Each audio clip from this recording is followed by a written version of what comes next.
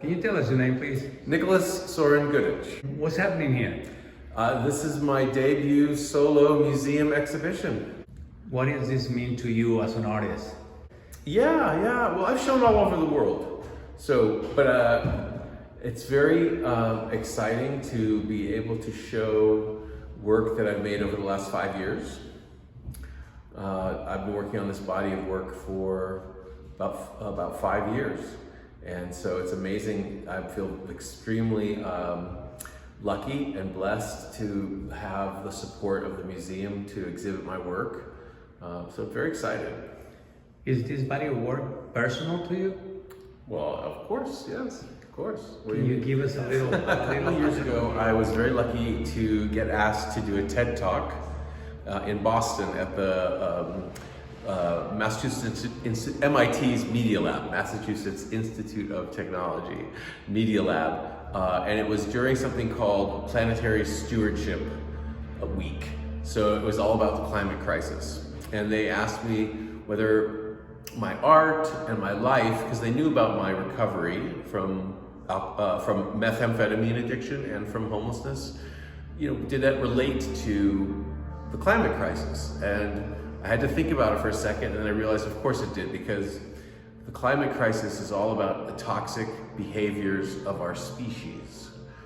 And I had just gone through a decade and a half of dealing with toxic behavior and recovering from it.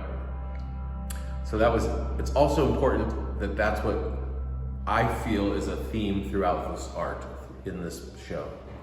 So the main sort of thesis is that the only way you heal from trauma of any kind, but certainly from self-inflicted trauma, is from knowing yourself, from seeing who you really are and learning from that so you can transcend it. So in this work, you have people who are more symbols than real people. They're symbolic representations of all of us, of you, of me, and they're looking at themselves. So I use a printmaking process, and in that printmaking process, I reveal doubles and mirrors.